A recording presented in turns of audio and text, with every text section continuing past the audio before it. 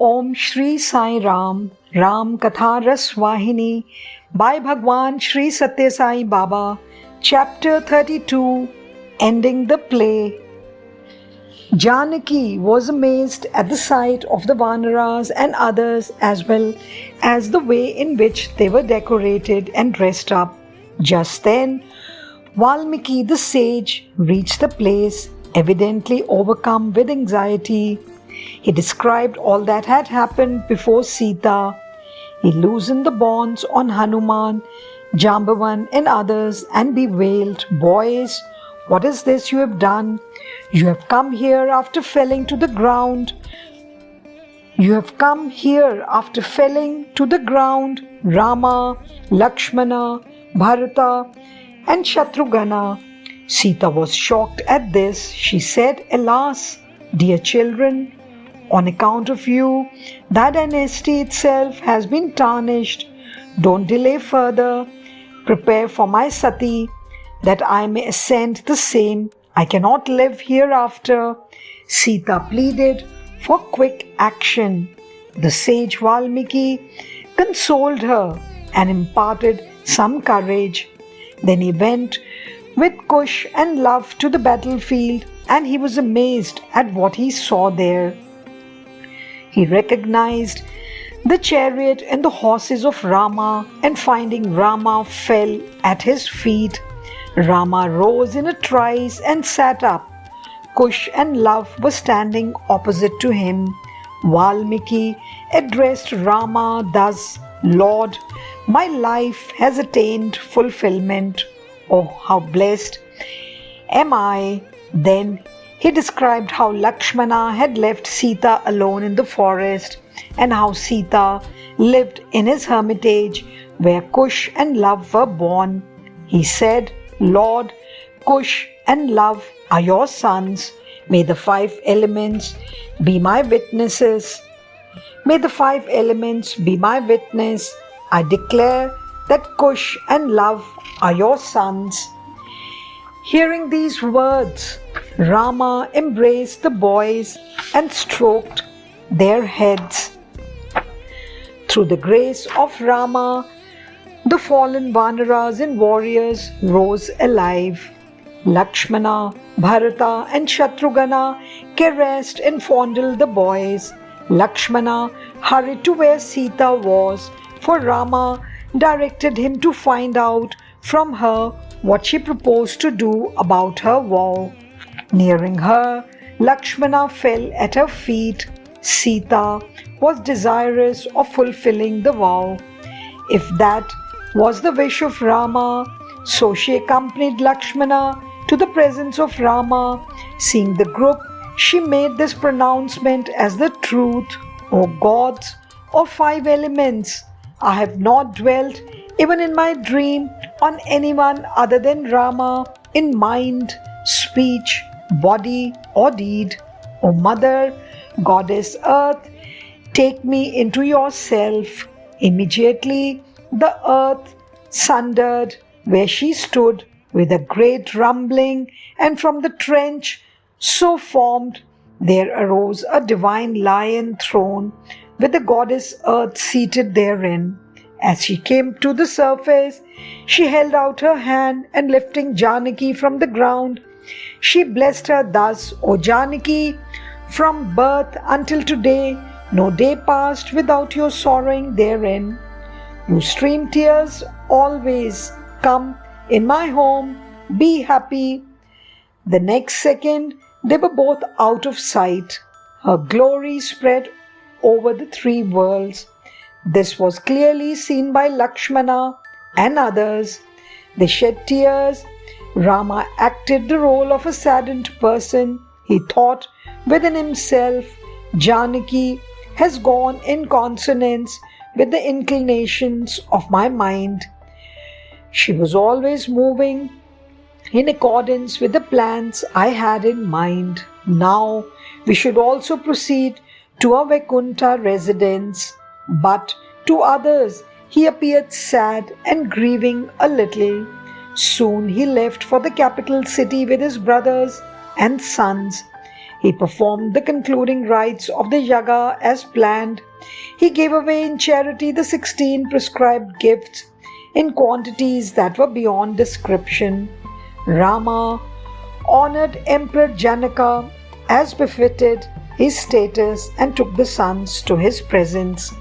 He was immensely delighted when he saw his grandsons, since Janaka was replete with wisdom and since he was aware through his divine insight of the divinity of Sita, he did not exhibit any surprise or wonder, anxiety or worry over what had happened.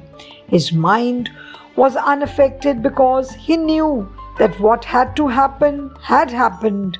His attitude was also not affected to the slightest extent by the incidents that took place. Janaka left for Mithila city filled with unbounded joy. The Gurus and the Brahmanas came into the presence of Rama according to the message sent by them. They took leave of him, happy that they were enabled to witness the great yaga. They returned to their homes fully content. Thereafter, calling the sons to his side, Rama advised them about the means and methods of administration of the empire. Then he formally invested them with the insignia of imperium. He placed the son of Bharat, Takshisha, over the southern kingdom. His second son, Pushkara, was given the Pushkara kingdom. They destroyed the remnants of Rakshasas that were there and established themselves in those kingdoms. The sons of Lakshmana, Chitraketu and Chitragada were mighty warriors, heroic fighters, veterans of wars. They were deputed to the western region and destroying the Rakshasas there, they ruled over that area. Rama invested those two with regal authority over cities with different names, which became their capital cities. He also gave all the sons valuable advice on political and administrative matters. Kush was installed in Ayodhya, and so Love was awarded the Nadran region, the treasure chest of riches. The city of Lavapura or modern Lahore was fixed as his capital city. Rama gave away cows, lands, clothes, and money to the fullest to each. Meanwhile, the news that Rama was contemplating return to his own place came to be known by the people of Ayodhya. They came in immense numbers to his presence and prayed that their request be listened to. Their request was that they too be taken by him to his divine home. The Lord said that it was a right request, and he agreed to do so. He was glad at their affection and the devotion and dedication they had towards their Lord. Lakshmana led them all. The Kishikindha kingdom was allotted to Angad, Sugriva, Jambavanta, Vibhishana, Nala, Nila, and other individuals embodying parts of divinity, and billions of Vanaras come to fulfill the divine mission came to the presence of Rama at that time. Rama accosted them and said, Vibhishana, you have to rule over Lanka. You will attain my presence in the end. He blessed him thus. Then he turned to Jambavan and told him, Jambavan, be on the earth till the end of the Dwapar age. Then, incarnated as Krishna, a fight with you will happen to me. You will then recognize me as now. He blessed him in that manner. Then he proceeded to the bank of Sarayu river. Bharat walked on the right side of Rama and Shatrugana on his left. Behind him walked the ministers and the people of the city. As they entered the waters, Bharata merged in the Lord. Shatrugana touched the water and shone in the lotus and merged in the Lord. The Lord uttered a blessing that all who come to the holy land of Ayodhya and all who bathe in the sacred Sarayu can reach him. Jai Sai Ram, Jai Shri Ram, Jai Shri Ram, Jai Shri Ram. साईश्वराय विद्महे सत्यदेवाय धीमहि तन्नः सर्वप्रचोदयात्। ॐ